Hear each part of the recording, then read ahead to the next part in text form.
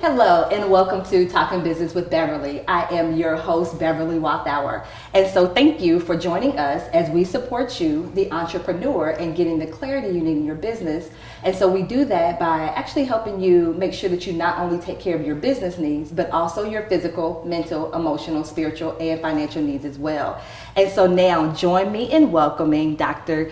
Gwen Davis-Yancey to the show. Thank you so much. It's awesome to be here. Thank you. And so you guys, one thing is as entrepreneurs, mindset is so huge. And so when you move into that entrepreneurial sphere, you'll hear that word mindset a lot. And so Dr. Gwen is going to speak with us just about, provide us with some strategies and tips to kind of ensure that we have a successful business. And so once again, Dr. Gwen, thank you so much for joining us. Thank you. And before we actually dive into the interview, I like to play this game with my guests where I ask them 3 random questions. So Dr. Gwen, are you game to play the game? I am game to play the game. Yes. Okay, so tell me, what's your favorite season? Winter, spring, summer, or fall? I like fall. I love it. I love it. I love it. I like the change of the seasons. I like the change of the leaves. That symbolizes the changes that I need to make in that season of my life. Never thought about it like that. And so let's see, are you a cat person or a dog person? Well, I really used to be a cat person, but I'm kind of switching. But cats are interesting because you really can't dictate what they're going to do. So they have their own little personality. They really do. They really do. And then the last one, do you prefer the beach or the mountains? Ooh, the beach. Yes. I love the water. Yes. It's so inspiring. Love it, love it, love it. And so once again, as entrepreneurs, we certainly want to make sure that, just mentally we're in a space to, not only serve our clients, but make sure that we're serving ourselves to the highest as well. And so Dr. Gwen, just tell us, what kind of business do you have? Well, I have a unique practice in that I provide legal, business, and life strategies to clients who have gone through difficult challenges, but now they feel stuck. So I really empower my clients to develop what I call a big picture mindset. So you can shift the way that you think, make powerful decisions that impact both your personal and your professional life. Oh, that makes sense. And so now we're going to get into your business a little bit, Dr. Gwen, because you help your clients with their mindsets. But I want to know for you, what were some of the challenges that you had, starting your own business? Well, it's interesting because I had a lot of fears. I had a lot of fears with starting a business, and I had to really overcome those fears. I went back to school after having been married. I had children, so I went back to school, got my undergraduate degree in biology and chemistry and math. Then decided to go to law school. But I still, all these things were rolling through my head. Am I too old? Did I wait too long? Do I really have it? And then as a lawyer, my brother was already a lawyer. And so there was kind of this fear of, am I really going to have family support? Because when you have a family member who has already been doing something, the family was used to coming to him, And so I had to decide, can I really build a business outside of what typically would be the family support, because those are usually who your first clients are, someone in the family. But really the most challenging thing for me was networking. I had a fear of trying to have conversations with people that I did not know. And anxiety would just I would get so anxious, and for a long time I tried to avoid the networking. I would tell myself, well, I've got 4 children. At that time I had 4 children and have 5 now. But anyway, I would tell myself, I have young kids. I don't have time for networking. All these excuses that you give yourself. And so I would pay for advertising. And I was fortunate enough to be able to pay for advertising. And advertising has its place. It's important. But advertising cannot take the place of building relationships. And so I had to psych myself up for network. I had to get out of my comfort zone. Absolutely. Because it was ridiculous. And even if I went in, and if I had to, because I would try to psych myself up while I was in the car, And if I could still feel the anxiety when I walked in, I would just go to the bathroom And I didn't realize it then, but I was really using visualization techniques. And I would visualize myself comfortable, confident. And it's not that I wasn't confident in the courtroom, because trust me, I'm confident in the courtroom. But that's a different venue. And I would visualize myself confident. I would visualize myself comfortable with approaching people. And I really learned how to master working a room. And I think that's very powerful what you said. You have these credentials, and I know a lot of us as entrepreneurs, we may have gone to school for this, and this, but now when it's time for us to shift into something different, that imposter syndrome where I'm like, okay, am I good enough? Do I have, although, you have the experience, it's just like when you shift into something new and something different, like that doubt and fear still pops up. It still pops up. Wow. It still pops up. And so, as you kind of pushed your way through that fear and that doubt, does it ever still pop back up, or is that something that you've overcome and now you've moved on to something different? No, it still pops up. It still pops up, and I still have to use my visualization and my techniques, because if you don't, then you're going to avoid. You're going to avoid it, even if you've quote unquote mastered it for a bit. But say for a while, for whatever reason in your particular schedule, with using networking as an example, you haven't done as many networking events, and now you're starting to do some more networking events. You've got to revive that. Or whatever the case may be. If you've had certain experiences that have set up those mindsets of fear, of, as you mentioned, the imposter syndrome, they're still there. You just have to keep them managed. You have to keep them in control. And that makes sense. And I think once again, for a lot of us, we feel like, if that fear pops up, that means we shouldn't do it. Yeah, that's not. No. Push through. You've gotta, push through, and it's not suppressing. Because when you suppress things, then to me it kind of develops like a cesspool. Because you keep trying to suppress and you keep trying to suppress. And when something happens, then you may respond in a way that you didn't understand, because that cesspool is bubbling. And so it's pushing through, but it's also being strategic. It's also doing things on purpose. I'm going to visualize myself in this particular manner. I'm going to use these particular words. I'm going to expect my behavior to be different. Expectations are critical. Awesome. And so we're definitely going to continue this conversation, you guys, but I'm powerful. You guys, we have to make sure that we have that shift in our mindset. And so we're definitely going to continue this conversation right after these messages.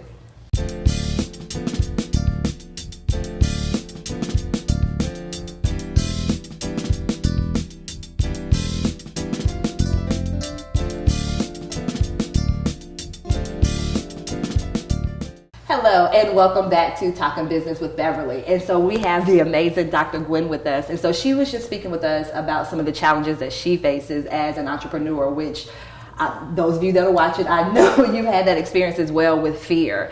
And so she just gave us one strategy that she used to kind of overcome that fear, which was visualization, and kind of imagining herself in a position of pretty much power and walking in and kind of commanding the room. And so Dr. Gwen, you mentioned networking. And so as an entrepreneur, how important is networking in your business? Networking is really critical. And like I said earlier, you can't replace that. You can't buy it, whether it's advertising or something like that. And so being comfortable enough to get out of that comfort zone so that you do approach people, and you can strategize as to the kinds of questions that you might ask someone. Because I know for me at first it was like, okay, I'm going to ask these same questions. Hi, how are you? What's your name? What do you do? It sounds like when you were a youngster and you were trying to meet someone to go out with or something like that. But you can actually begin to kind of get a feel for the room. Because what I would do when I would go to a networking event, I would come in, and especially as I became more masterful in the ability to deal with networking, but I would kind of walk around a little bit and actually get a feel for the energy, not only of the room, but of some of the people, so that I could get an idea of who do I need to meet? Because you don't necessarily need to meet everybody in the room. And it doesn't even necessarily have to be the most prominent or important person that's in the room, because that may not be the person that you're to connect with, that's going to help you get to your next level. It may be somebody else who it doesn't seem like they're the most prominent person in the room, but they're the most prominent person to your destiny. So I would get a feel for the energy in the room, get a feel for who it is that I needed to approach. And that's a spiritual thing. That's a spiritual thing. And then I would, develop my strategy and approach the person, and you would get a feel for what questions or how to introduce yourself, so that it doesn't seem like I just want something from you, but you actually want to approach it like I want to give something to you. Because when you have something to offer people, then they're going to be more receptive. And you don't even know everything that's going to come from that, So that's the way I approach it now. And I hear a mindset shift in what you just said, because I know a lot of times for networking events, we just go and just throw our business cards all over here, just throw a pile on the table, everybody grab. But that's not what you're saying. You said, I hear be strategic, and then relationship building as well. Yes, absolutely, absolutely. And so in your business, as an entrepreneur, how do you develop like the relationships with people? Because I know a lot of entrepreneurs, they have an online business, so they may not, have to, sit face to face with someone. So what are a step or two that we can do to kind of build those relationships in our business? Yes. Well, with social media, and a lot of us, like you said, we're on social media, and we may not meet a particular person face to face, but you can still build relationships through video conferencing. I think people need to go beyond the texting and the emails, because you really can't build a relationship like that. You need to be able to experience the person so that they can experience you. So I think video conferencing, either through Zoom and, some of the other different platforms that are out there, and getting comfortable with Facebook Live. Getting comfortable with Facebook Live, and that even though you don't see the other person, but they see you, and they're going to be attracted to you, and you're going to be, they're also doing Facebook Lives, you're going to be able to experience them. And actually, I will actually reach out to a person, and if they're local, do you want to get together? Because I developed a mindset, and I'm so thankful that if you don't ask, you don't know. And you cannot be afraid of no. Because the worst thing that can happen is they tell you no, so what? But I'll reach out, because I think at some point having that personal, in-person connection, it's really important, and it helps build the relationship. And seeing how, I believe in business collaborations. How can I help you so that we can build an empire? How can I help you so we can build an empire? That's powerful. And so one thing that I heard, actually a couple of things that I heard you just say was that word no. And I know sometimes as entrepreneurs, we don't want to hear no. So I don't want to reach out to someone and they say, no, I don't want your service, or no, I don't want to work with you. So how do we kind of push past that fear of, okay, maybe I shouldn't reach out, because if I reach out and they tell me no, like how do I kind of push past that? Well, I still use the power of visualization. And I position myself that no matter what the response is, it's a learning opportunity for me. Because that first person may say no, the second, the third, the fourth, the fifth person might say no. But the sixth, the seventh, the 10th, you're going to be better at how you approach it. You're going to be able to have a better way of determining who to approach. And you're not going to let the quote unquote rejection actually be a rejection. It's just a learning experience, and you become a master at learning. And people are drawn to power. So when you present yourself, after you keep dealing with that no, and it just empowers you, let that no empower you, so that people can experience that power, and they're going to say, well, there's something about you. I may not be able to do that for you now, but you know what? I know somebody who can. Let me introduce you to so-and-so. Oh my goodness. And so that word rejection, and I think, going back to mindset and maybe things that we may have experienced in the past when it comes to rejection. So like no one wants to be rejected, but you're saying it's all in the way that we look at the word no. Absolutely. Oh my gosh. Absolutely. Okay. So you guys, once again, as entrepreneurs, we want to make sure that when not if we hear the word no, it's not an if, it's when, because we're going to hear it. We're going to hear it. But once again, kind of flipping the script and reframing it. Absolutely. Into a more positive way. So that way, because like you said, on the other side of that fifth no could be sixth, seventh, and eighth yes. And so if we stop at that fourth no or that fifth no, then we end up missing out, or we could miss out on a potential either client or potential collaboration opportunity. Absolutely. Wow. Absolutely. And so you guys, we're definitely going to make sure that we continue this conversation right after these messages.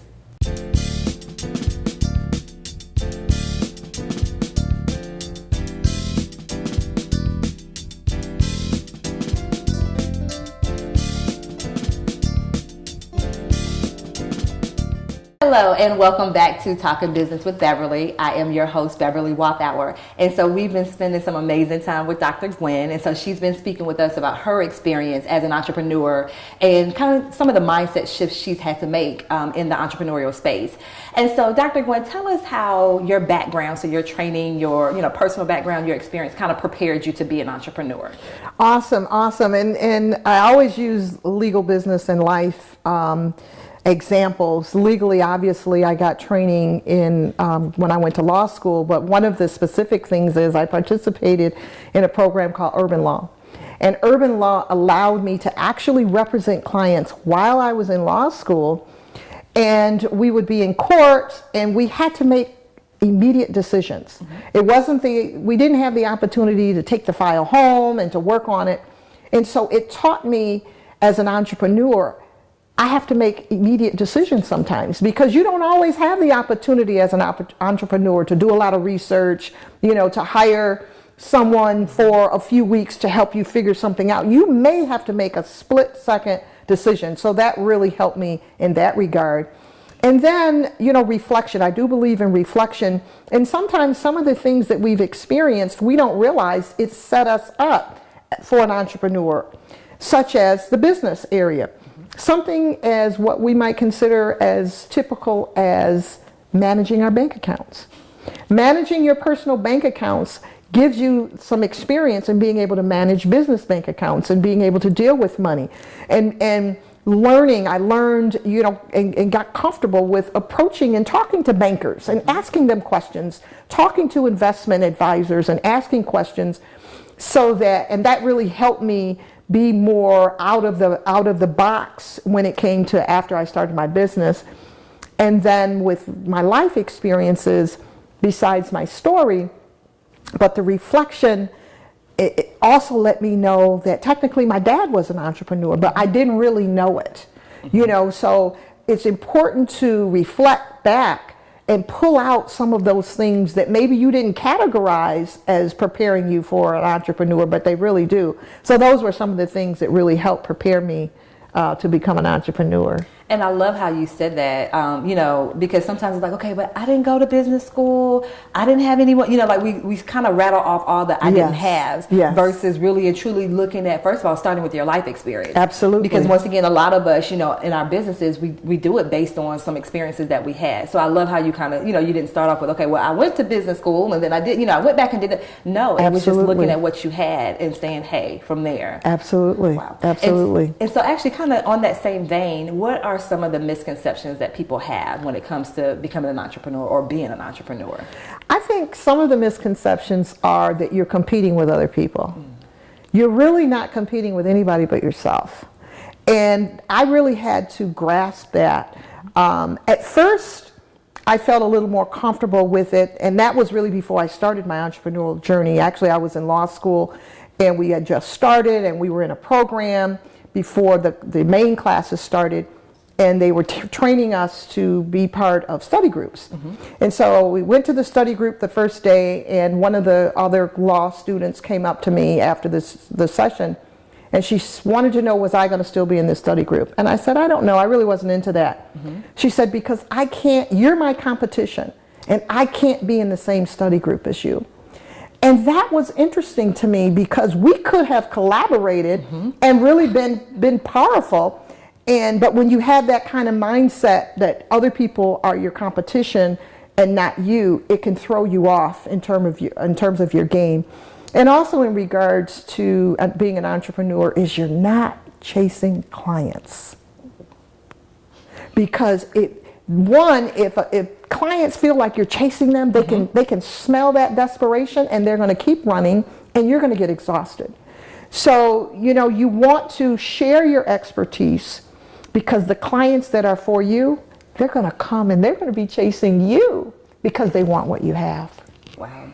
Oh my goodness. And so it just, being in the entrepreneurial space, when you said that, a lot of times we're so focused, I have to get a client, I have to get a client, I have to get a client. Yes. Versus in that reverse as far as, making sure, first of all, and you mentioned this a little earlier too, what can I give? What can I give? And so when you're coming from that space of what can I give, then those people that are for you will certainly come. They will certainly come. I love it. I love it. And so, tell me what, as being an entrepreneur, because, we talked about the challenges, we talked about some of the misconceptions, but what have been some things that you've learned as far as lessons you've learned as an entrepreneur that you're like, yes, I couldn't have learned this any other place but being an entrepreneur? Well, besides some of the things that I talked about is I have to really put me first. I have to put me first. And when you put yourself first, it's not selfish. It's actually a requirement because you really can't help your clients. You can't help your family if you're putting everybody ahead of you. And I had to really learn that. And I had to also learn that my emotions are my friend. Because sometimes we think of emotions as a weakness. Mm-hmm. And we were given emotions for a reason.